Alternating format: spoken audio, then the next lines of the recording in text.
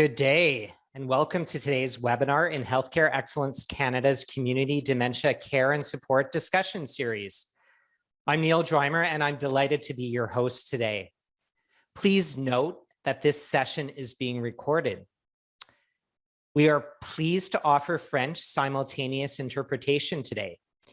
If you would like to hear the discussion in French, I invite you to select French from the interpretation icon at the bottom right-hand corner of your screen.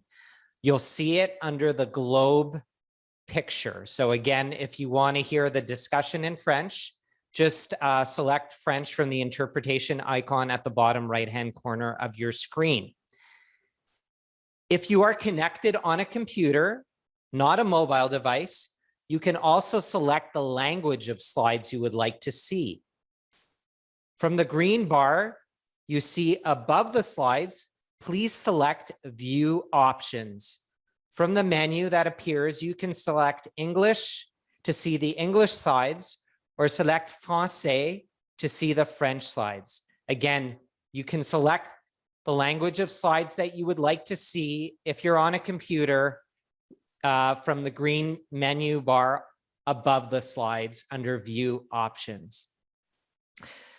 We invite you to share your questions and comments throughout the session using our chat box in either English or French, which you can find on the bottom of your screen.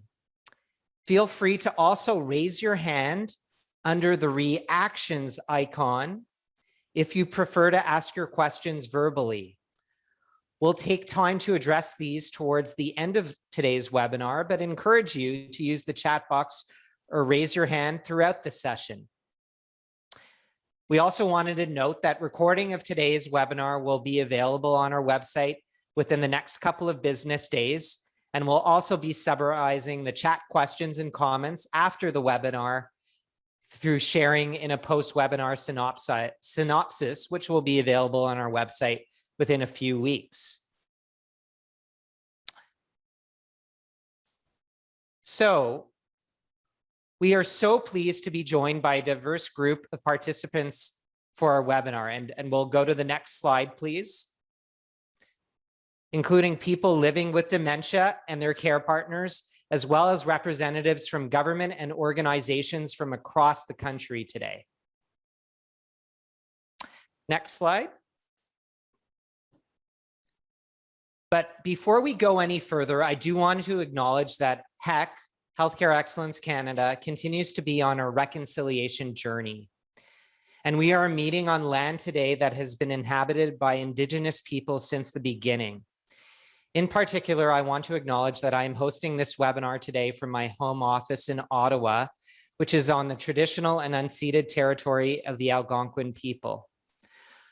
I invite you all to share in the chat box who you are, your organization, or who you represent, and the territory and land you are joining us today. Next slide. I also wanted to give a quick shout out to our HEC team involved in creating and producing this webinar series. Nicole, Emily, and Jessica, and a big shout out as well to Sheena and Kelly, who are behind the scenes producing today's webinar. Next slide.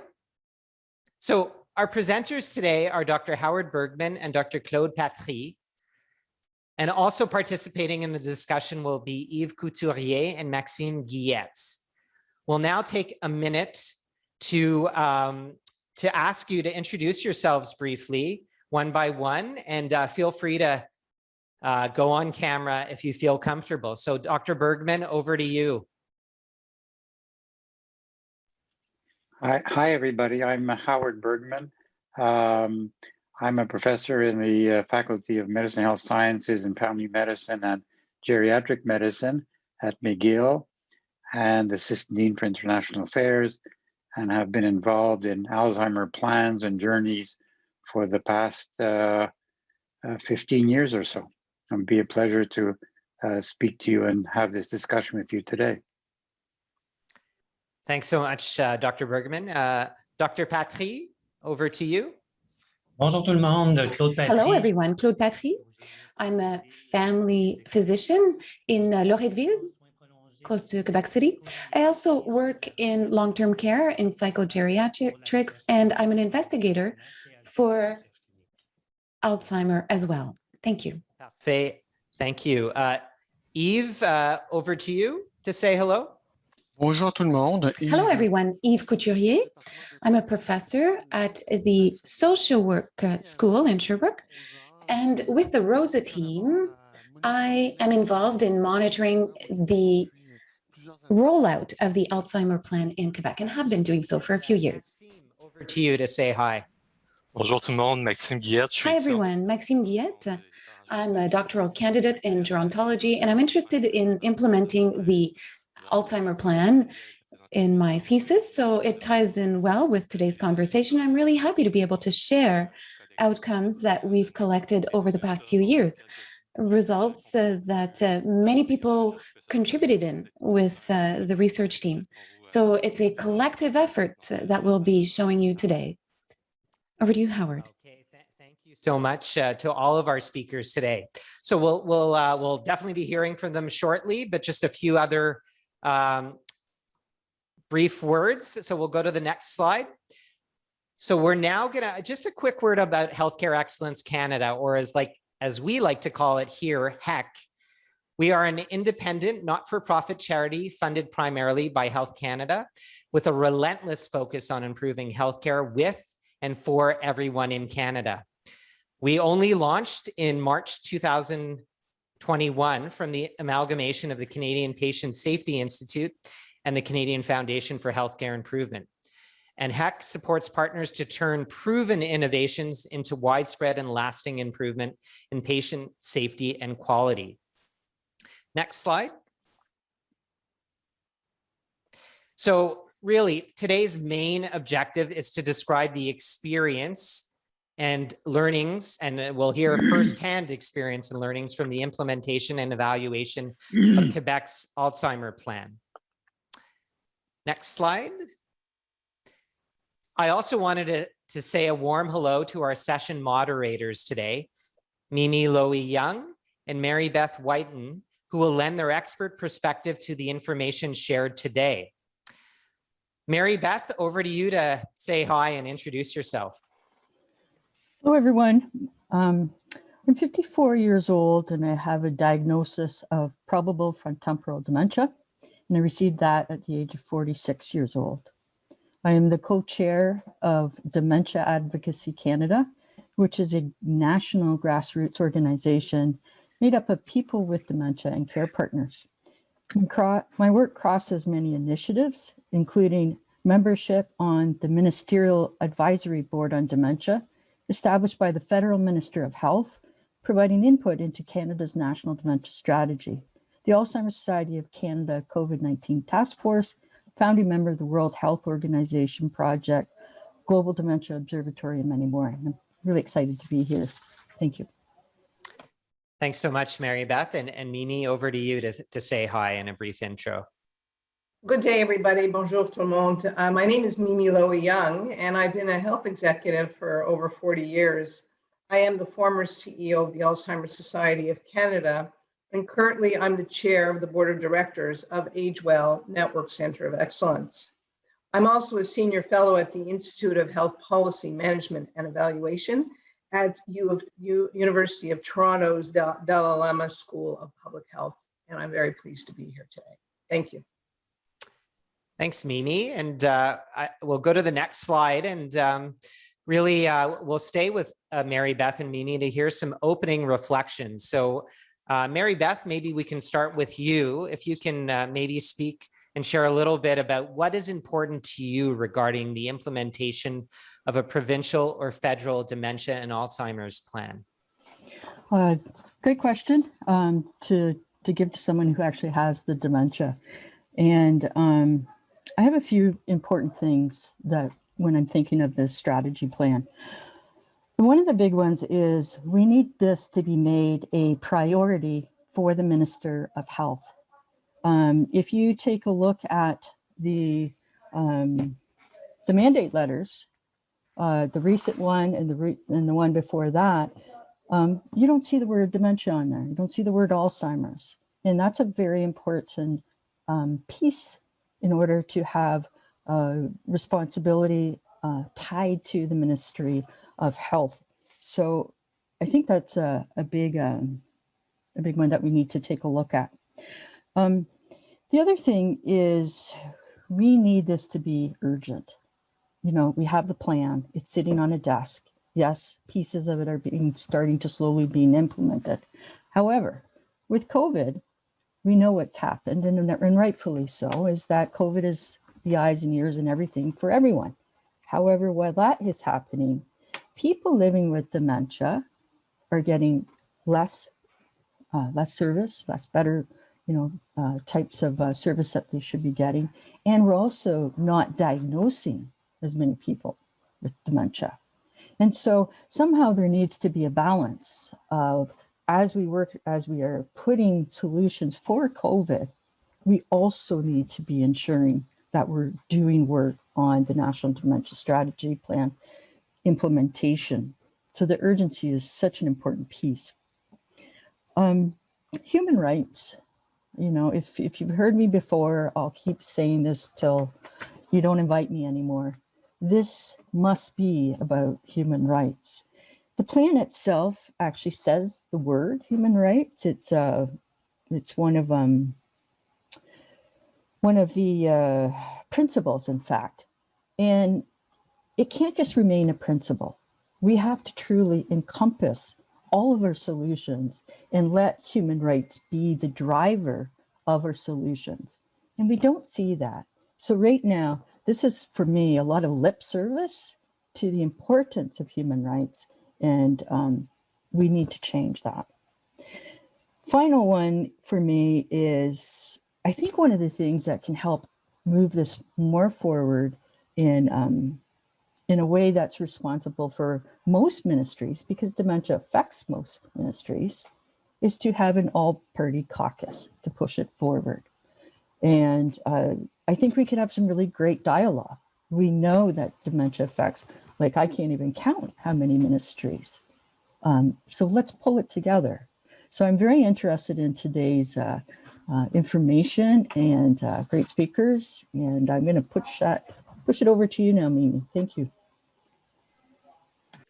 Thank you very much, Mary Beth. And I think you leave us with some very important messages and insights that we need to keep in our mind as we go forward, the importance of paying attention to moving from principles to action. And I think that's really important. So thank you for sharing that with us.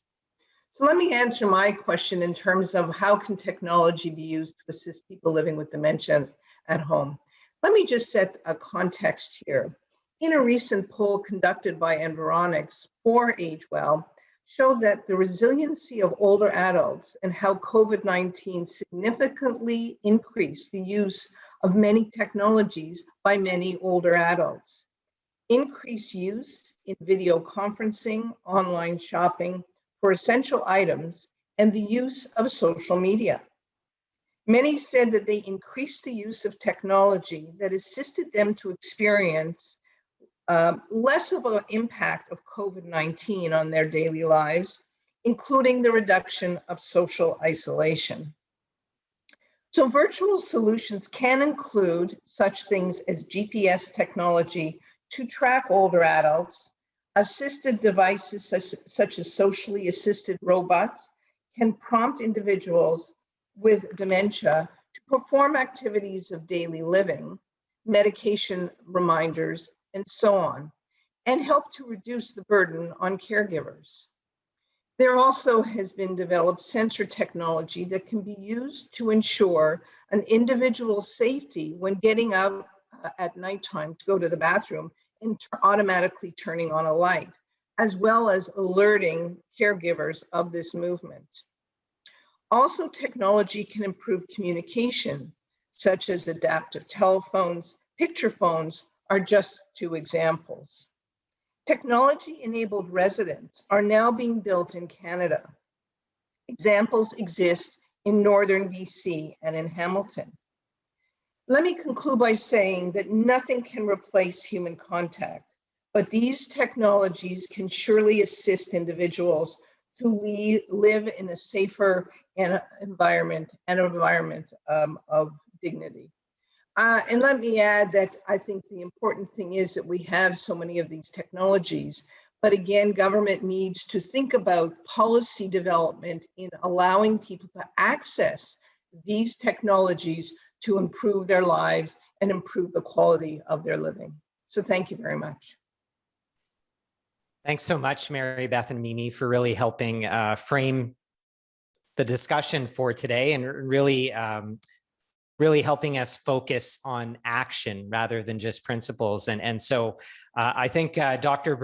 Bergman and Dr. Patrice's presentation will definitely address that from the Quebec experience. So we'll move right now to Dr. Bergman and to hear a little bit more about what happened in Quebec. And just a reminder, folks, if you hear something that you have a question for, please raise your hand under the reactions icon at the bottom of your screen, and we'll come to you later. Or if you prefer to just put it in the chat box, you can do that as well. So over to you, Dr. Bergman. So thank you very much, and bonjour tout le monde. I think the previous introductions could have been the title of my talk, of Principles to Action. What I want to explain through our work is some lessons drawn from, I think, is a very positive experience of going from creating a Quebec Alzheimer plan to implementing the plan. And I'm going to walk you through some of these lessons learned through this. I want to make it quite clear that we don't have a model that we're asking everybody to apply. But the important thing to learn, to see what the essential elements are, and how people then can use those essential elements, positive and negative experiences, to apply to their context. Next slide, please.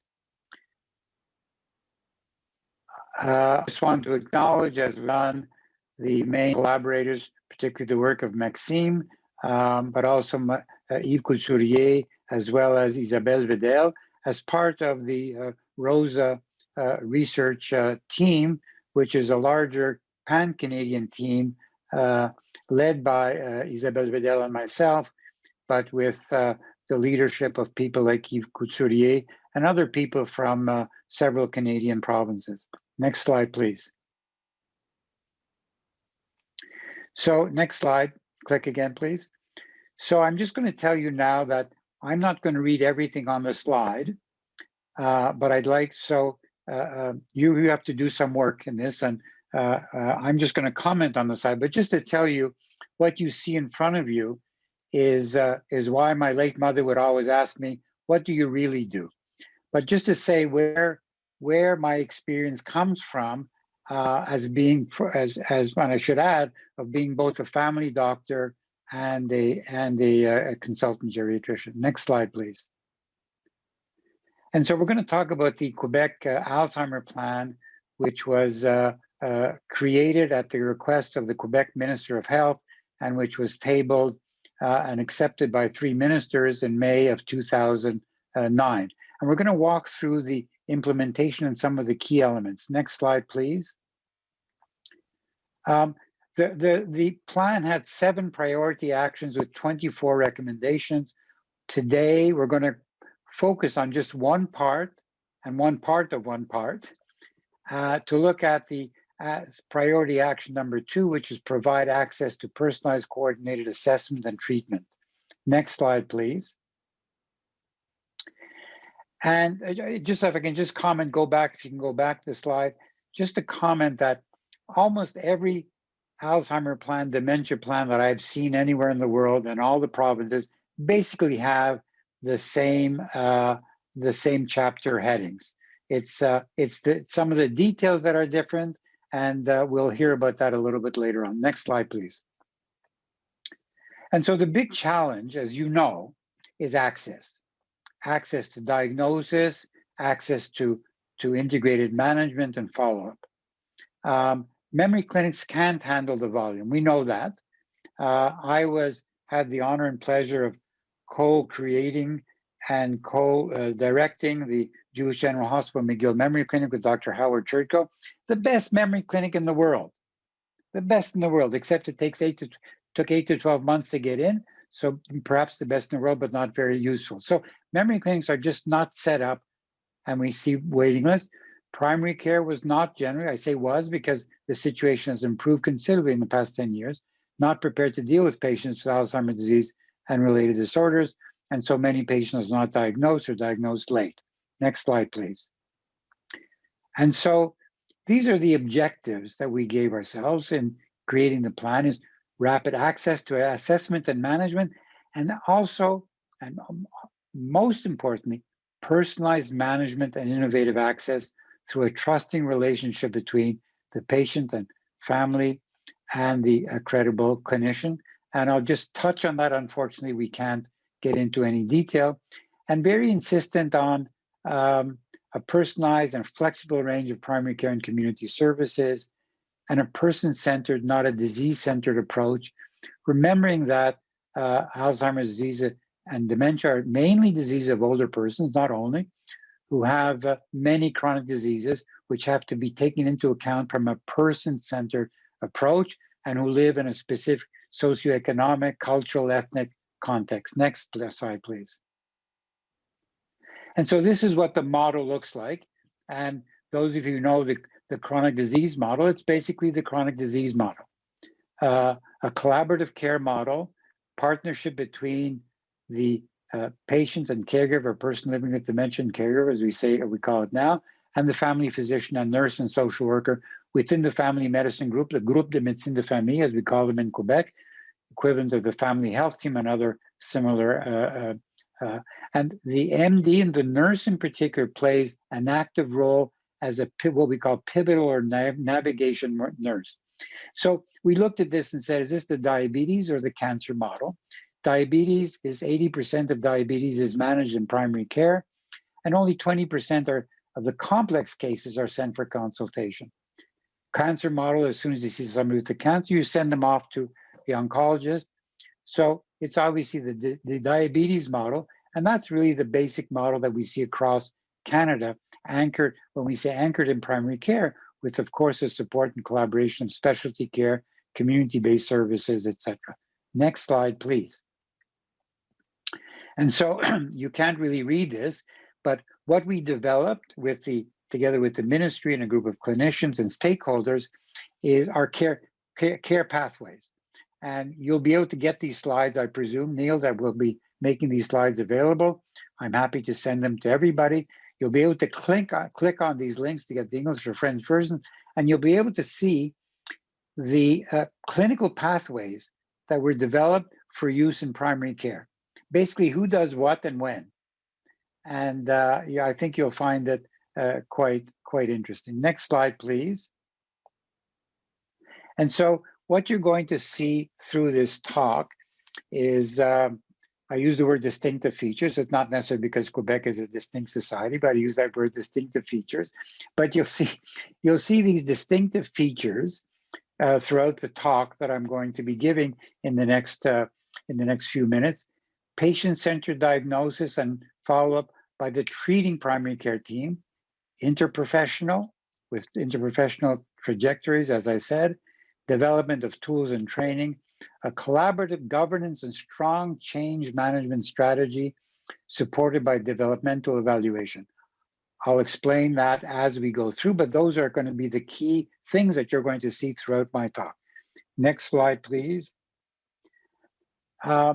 So a distinctive implementation strategy. In 2009, the plan was tabled. By the way, thinking of COVID, at that time, H1N1 hit Canadian society. So it took 2 years until there was a ministerial decision based on the Quebec Alzheimer Plan recommendation.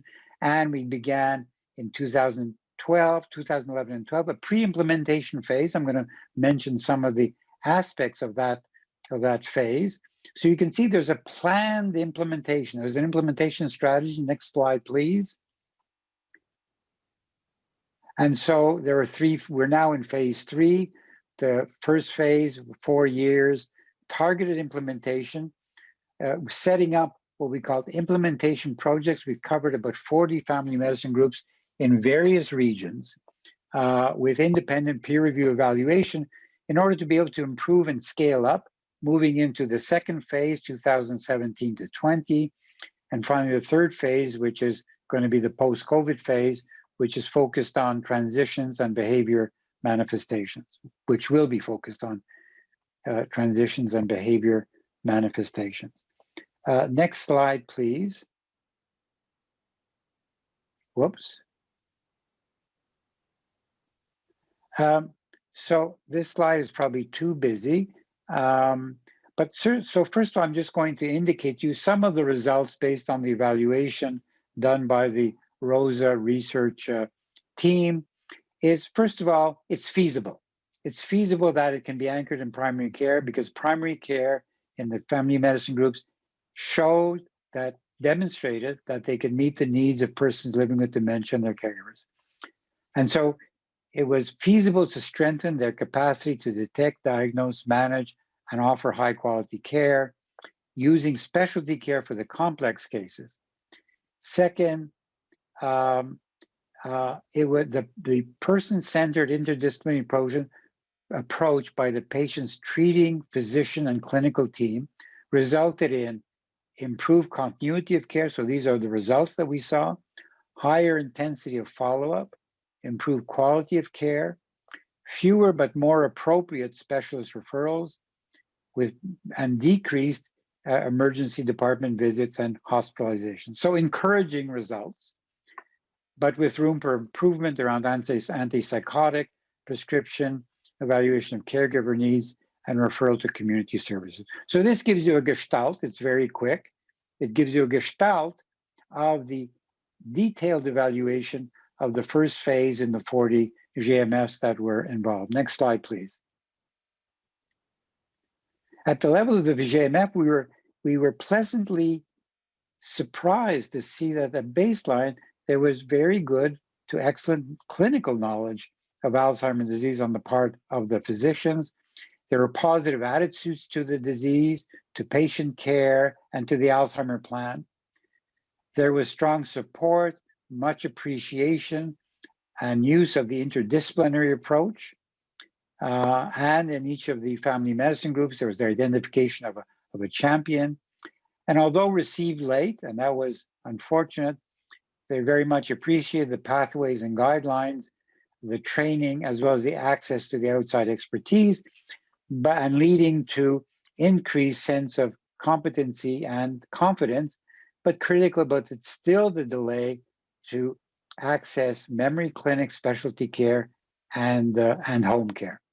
So those are the main results, the gestalt, as I said, that we've seen that really shows feasibility, that shows it's possible to increase quality of care and some of the key elements involved. So let's now look at how we can explain these positive results from a policy point of view. The next slide, please. So some of these key messages are, first of all, there was a ministerial policy decision that the Quebec Alzheimer Plan is a priority. First essential element. I'm just checking my time. First essential element, a policy decision. A policy decision states anchored in primary care based on a person-centered approach versus a disease-centered. So we didn't create an Alzheimer system, a dementia system. And the notion of enabling and empowering the patient's primary care family medicine group team. What do we mean by that? That the patient's treating physician, together with the nurse, social worker, pharmacist now, work together and still have the clinical responsibility for detecting, diagnosing, managing, treating, and working with persons living with dementia and their caregivers, and using either outside consultants like memory clinic or working with their colleagues in their own family medicine group who might have more experience, for example, in care of older persons. A bit different from the approach in Ontario, where there's emphasis on the creation of family medicine memory clinics within the family health team.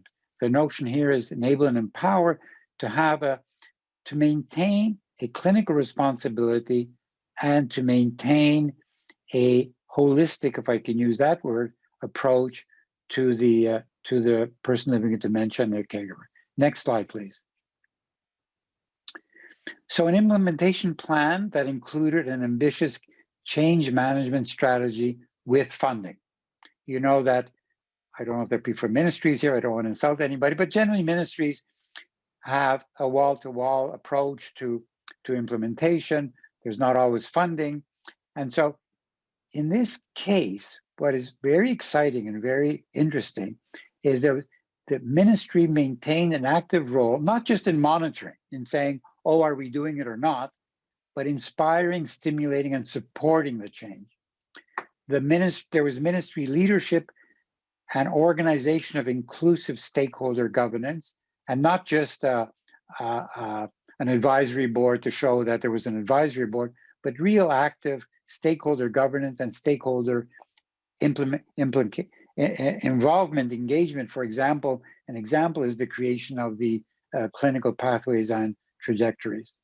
And maintenance of leadership, whoops, that's me saying it's 5 minutes, maintenance of leadership of the original clinical leadership in creating the Alzheimer plan. Next slide, please. And the Alzheimer plan also integrates diversity in application. So one size does not fit all. And that was very important, allowing a diversity, maintaining the essential elements, but allowing a diversity of how it would be applied. Montreal is not the same as Sherbrooke, is not the same as Val d'Or, is not the same as Île-de-Madeleine. And the other very important thing is supporting independent evaluation.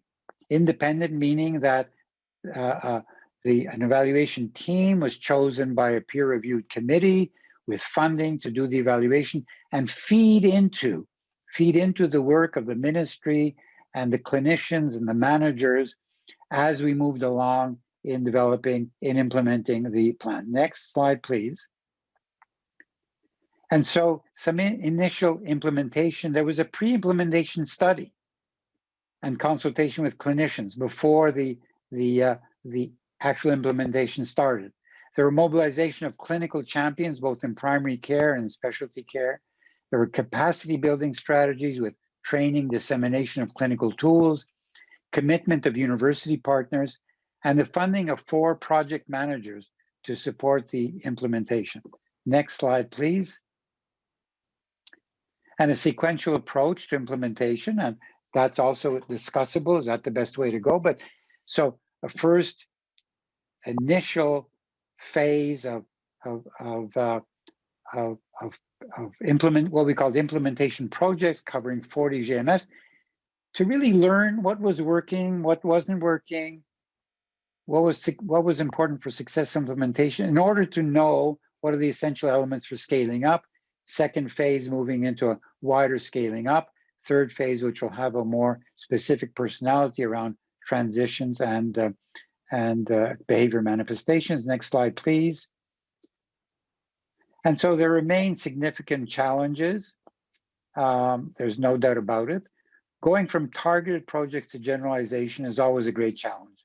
Going beyond the initial innovators, the initial pioneers.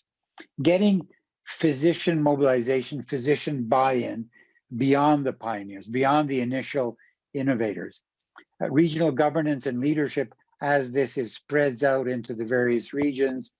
The notion of specialty access is still an issue, as I indicated, and the notion of personnel turnover. I don't know in other provinces. I've heard that it's the same thing because my work in the Canadian Academy of Health Sciences, our report shows that personnel turnover in primary care, in intermediate care is an issue, a real big issue post-COVID, of course. The second great challenge is maintaining clinical responsibility in later stages, when the person is more homebound, requires more home care. How do we maintain the clinical responsibility of the family medicine health teams, and how do we maintain that responsibility in assisted living facilities? The transitions, always a difficulty. as people move from home to hospital to emergency room to admission back home into assisted living, etc. Behavior manifestations, we're starting to put much more emphasis on that now. I have the pleasure and honor of leading a group that's going to now develop clinical pathways in primary care for behavior manifestations. Integrating persons living with dementia and their caregivers, always easy to say, always a challenge to do properly. The advent of biomarkers and disease-modifying medications, we had the announcement yesterday by FDA. This is going to have a significant impact that we're going to have to think about together on the impact on dementia care. And of course, post-COVID. Post-COVID, it's not that we're going to start, oh, COVID is over, let's just start again. There's going to be some very, very important changes that we're going to have to deal with moving into the post-COVID era. Next slide, please. And so we've worked together, and it's been a tremendous experience with Healthcare Excellence Canada. And you can see some of the deliverables, policy and implementation experience, strategies, tools to improve sustainability, primary care capacity, and evaluation and governance framework, these webinars, policy briefs, and personalized sessions. If there are people from other provinces who could be interested in us participating, and again, I want to emphasize that we're here to understand the key lessons and not to say, this is what everybody should do, and this is what everybody should do in the same way. We're here to understand what are the essential elements to go forward, essential elements for successful implementation. What have been the barriers? Hi, Neil, I'm concluding now. And so that is going to be the discussion that we want to engage with you now and with others over the next months. Last slide, please. I hope it's the last slide. A collaborative care model anchored in primary care. We think it's a paradigm for management of multiple chronic disease. The notion of these implementation projects with evaluation, an excellent place to train students, residents, and grad students. And we think it's the base for ongoing Canadian international research and policy development. And just to acknowledge in the very last slide, Neil, very last slide. Last slide, yes. The whole ROSA research team and all the stakeholder partners, including persons living with dementia and their caregivers that have participated in all this work. Thank you very much. And now you're going to see, we're going to hand it over to Dr. Patry, and now you're going to see what it looks like in real life. Thank you so much, Dr. Bergman. A really great overview, and we'll make reference to those tools a bit later on as well. And we'll now pass the baton to Dr. Patry to hear a little bit more about the firsthand experience on the ground. So Dr. Patry, over to you. Merci beaucoup. C'est un grand Thank you plaisir. very much. Great pleasure for me to be here to introduce you to this presentation to show you how we implemented the plan in Quebec. Next slide. So with a clinical case. Next slide, please. Donc, je vous présente So here's Mr. Gagnon. Mr. Gagnon. Next one. Oh, next slide. There we go. So Mr. Gagnon is a former corrections officer, so a warden. He's retired, he's 62, and he was sent to our family medicine group, or FMG, for an anxiety disorder. He's using sertraline, which is a well-known medication for anxiety. So he comes to us in 2011 for the first time because he's worried about his memory. He's wondering if he has memory loss or even Alzheimer's, since his father had Alzheimer's around the same age. Next slide. So we referred Mr. Gagnon to our nurse, our family medicine group nurse. And so the nurse becomes the care navigator, as is the case in cancer care. So this nurse will always look after Mr. Gagnon. She will always be his point person.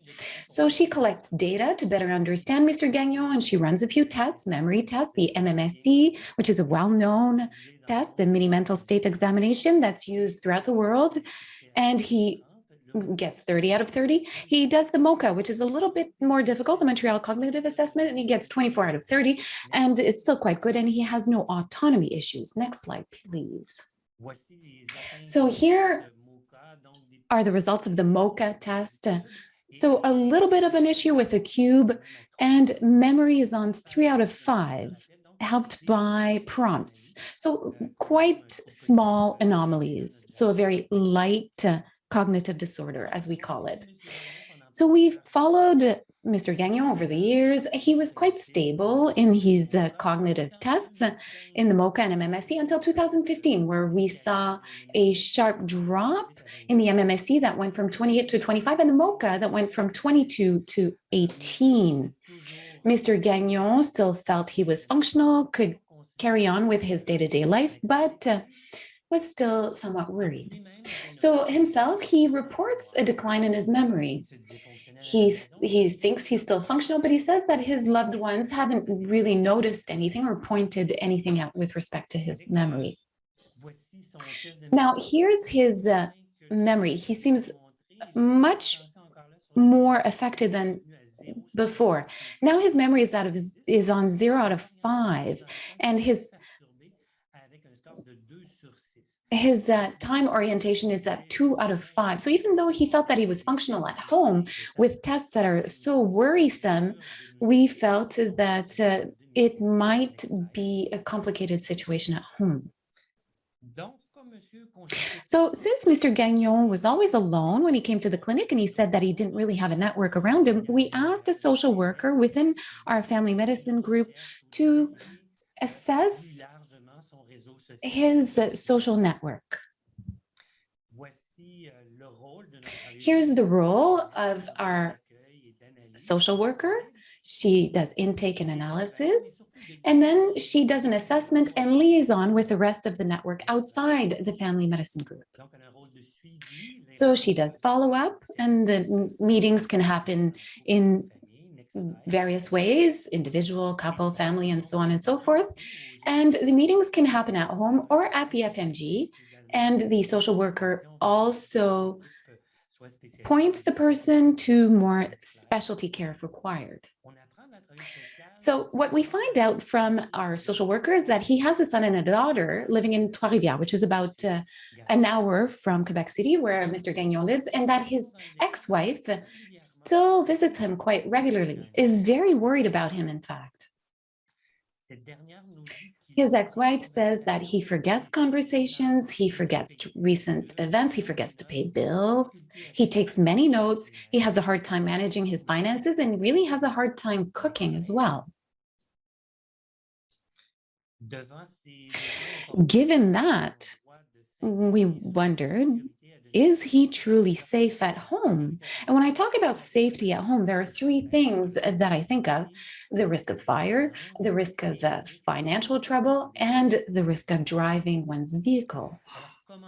So how do you assess those risks at home? Well, then we have to turn to our network, and our network is essentially the CLSC, the local public clinic that provides home care, various community services, the community pharmacy, and our specialist care or memory clinics. So we turned to home care provided by the local public clinic, the CLSC, and in every home care unit, there are various professionals, including a nurse, a social worker, an occupational therapist, a family auxiliary worker, a physio, a specialized educator, a spiritual a caregiver, and a day center. All of these professionals have received training on cognitive disorders and on how to care for people who have a neurocognitive disorder. So the nurse was sent to do blood work on Mr. Gagnon. The occupational therapist looked at his home. Was he functional and was he safe? And we asked the day care center to help with breaking his isolation. What the nurse said was that he was making mistakes in his medication. And the occupational therapist said that he had a hard time preparing his medication, a hard time preparing food, was unable to prepare the meals safely, unable to read a bank statement, was unable to pay his bills, was unable to cut a check, and had failed his driving test. So those were serious autonomy problems. So what in turn is the diagnosis? Well, the diagnosis has to be posed by the family physician. So the family physician, after going over the data provided by the nurse and after doing a physical and neurological examination, does extra examinations and imaging. And based on all of this data, he poses a data, and we said that eventually he had a major neurocognitive disorder, otherwise called Alzheimer. We then organized a family meeting with the nurse, the social worker, the son and the daughter. So the physician announced the diagnosis and prescribed medication to improve some symptoms of the disease. The nurse explained to the son and daughter what she was going to do to follow up. And she also taught Mr. Gagnon and his children how to better manage his situation. And the social worker provided referrals to the Alzheimer's Society, caregivers associations, and Meals on Wheels. The son, during the family meeting, said that he would look after his finances, and his daughter promised that she would do frequent visits and look after meals as well. So this is the role of the nurse. The nurse is meant to identify and screen patients who require cognitive assessment. To provide the cognitive assessment, she can ask for lab tests and CT scans. She can also provide training and follow-up for behavior manifestations. Next slide. So community services, the main ones are on the screen: the Alzheimer's Society, the support for caregivers of seniors, which is also a great support, and Caregivers Association. We also called on the community pharmacy and our family medicine group pharmacists so that they could better manage the medication and its side effects, and also answer any specific requests. Here's the role of the FMG pharmacist, and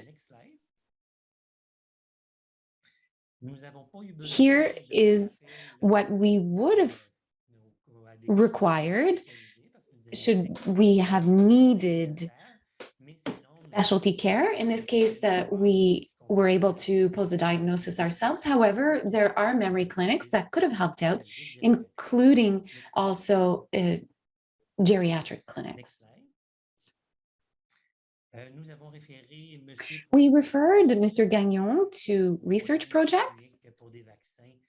He was in a clinical trial for vaccines under alpha research.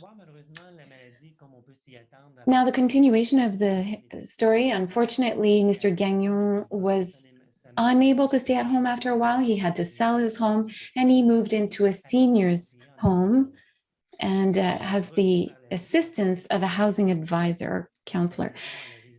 I saw him a few weeks after he was admitted to this residence. I thought he would be depressed that he had to sell his home, but it was not the case. Mr. Gagnon was happy to be in this residence, and he fell in love with another resident. Both are in love, and I think this is a beautiful end to the story. However, a few weeks after he was admitted to the residence, he didn't have only one love, but rather four.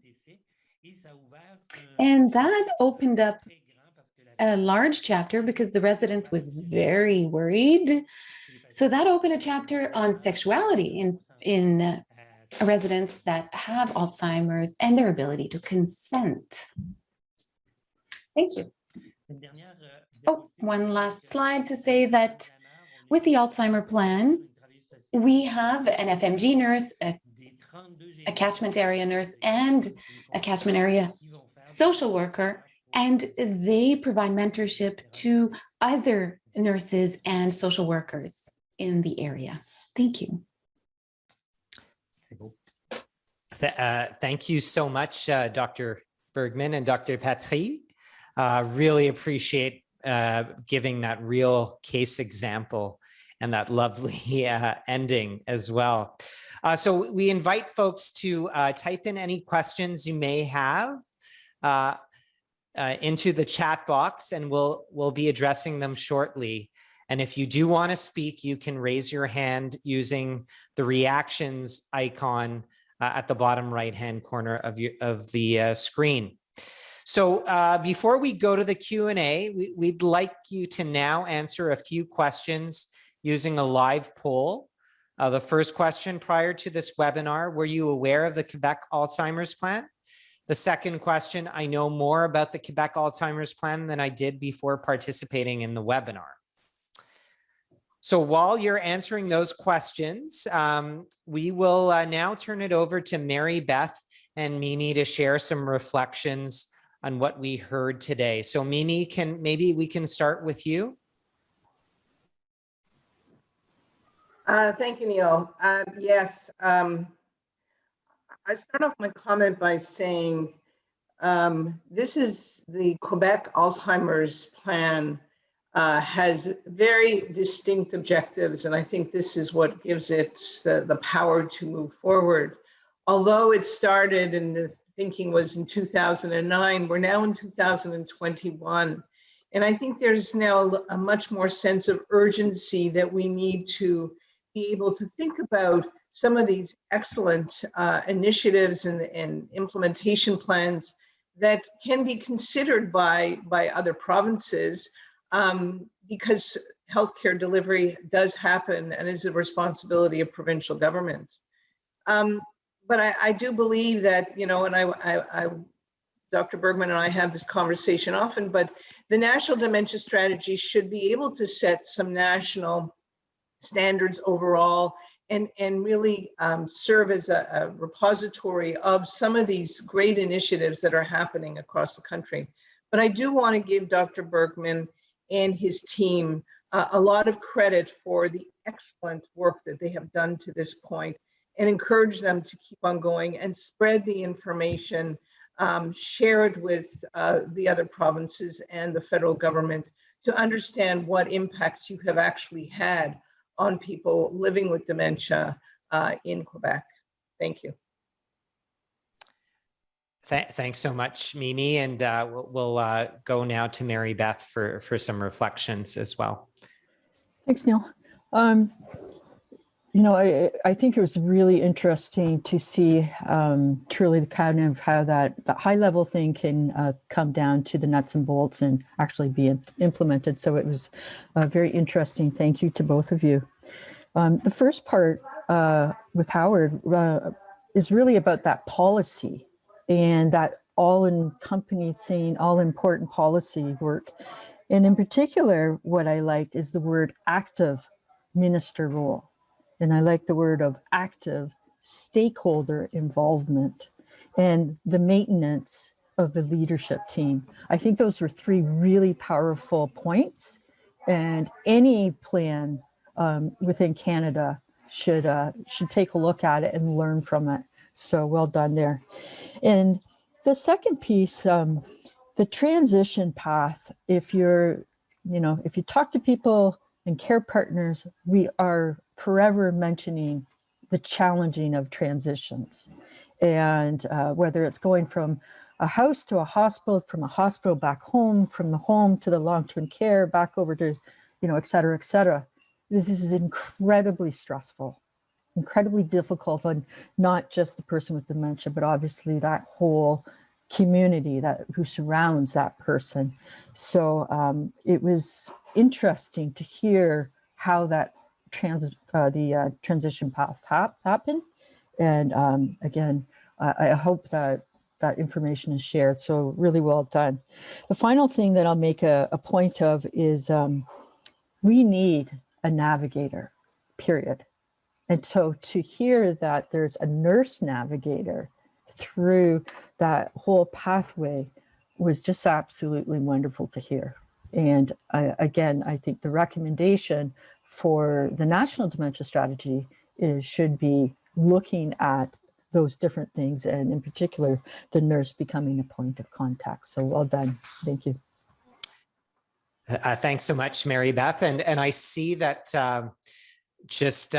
we don't have that much time left, but we have time for a few questions. And Grace Park from Fraser Health has asked a couple of questions. Number one, were there incentives for the family medicine clinics to provide this care? So maybe Howard or anyone from your team could answer that. Sure. Claude, veux-tu répondre à ces questions? Claude, would you like to answer? In the first phase, yes, there was a specific budget given to the 40 family medicine groups that were chosen. In the second phase, I suppose the most important incentive was giving direction and support on how to deal with this very difficult situations, and support from the outside in terms of training and other indirect support. But maybe Claude, you can speak to that a little bit more than I can. Oui, on avait dans la première Yes. phase un budget. During the first phase, we had a budget, and the budget had to fall within a human aspect of things. It allowed us to hire humans and not equipment. In our family medicine group, it meant that we could hire an extra nurse and to introduce also a social worker. And I would remind you that now there are social workers in all family medicine groups in Quebec. But at the time, there were no social workers in family medicine groups. And it was a tremendous improvement for transitions within the network. So that budget was really important. It helped us hire more people and improve the functioning of our family medicine group, thanks to that extra nurse that was specialized in memory issues, as well as the social worker who was also specialized in memory loss. Thanks, Claude and Howard. Another question from Grace. Were there policy directions regarding sharing of data between the family medicine clinic and the HH professionals? And forgive me, I'm not sure if I know the HH, what it stands for. Neither do I. But I guess, was there a policy direction between sharing of data? Home health, yes. So that's always a challenge. I would say that the challenge of, it's not only the challenge of sharing information, and unfortunately we don't have time to go into this. This is a long discussion, and this is something that we're working on. It's not only sharing information, but it's also sharing processes on approach. I'll just leave it at that. And we're not exactly in sync on these areas between the family medicine groups, the home care teams, and for example, also, if I can add, the teams that are looking at behavior manifestations. So that's a real issue. In a certain sense, sharing information is the easiest part, not so easy, but the easiest. It's arriving at a similar unified way of looking at the approach to patient and patient flow. Thanks, Dr. Bergman. And I see a couple of other questions that perhaps could be answered either in the chat directly, or we could follow up after. What percentage of primary care providers in Quebec are part of family medicine groups, from Jessica? And, I can respond, and it's 60%, 70% and growing. And there's a specific government policy to continue to invest in family medicine groups, and new physicians are going into family medicine groups. And so this is growing and growing and growing. Thank you. And the last question, I think, would be a lengthy answer, but I know, Howard, you invited everyone, if they have questions, if they are okay, to follow up directly with you. With pleasure. My email, howard.bergman@mcgill.ca. Okay, perfect. And we can put that in the chat as well. Can you speak to how you were able to integrate with community services, or what work needs to happen to make that happen? So I don't think we have the time right now, but I imagine lots of things. So with that, I do want to mention that the toolkit of the numerous tools and resources that Howard mentioned on Quebec's Alzheimer's plan is now available on the Healthcare Excellence Canada website. We'll add the link in the chat. So there's some great resources there in both official languages. And I would also like to thank Dr. Bergman and Dr. Patry and Yves and Maxine for all the work and their presentations today. I also want to thank Mary Beth and Mimi for their thoughtful reflections. I thank you to the whole team behind the webinar for making this happen. And finally, I want to thank all of you for joining us today. In just a few moments, I will read out a few evaluation questions. Your answers to these questions will help us plan our future webinars. Number one, overall, I was satisfied with my webinar experience. Number two, overall, I was satisfied with how I was able to actively participate in the webinar. And number three, do you have any other comments or suggestions to improve the content shared in today's webinar? Once again, thank you to everyone, and we look forward to seeing you at our last webinar in this series on June 22nd. And we'll be talking more about some of the Navicare and navigation work that's happening in New Brunswick. So have a great day, and merci à tous. Thank you, everyone.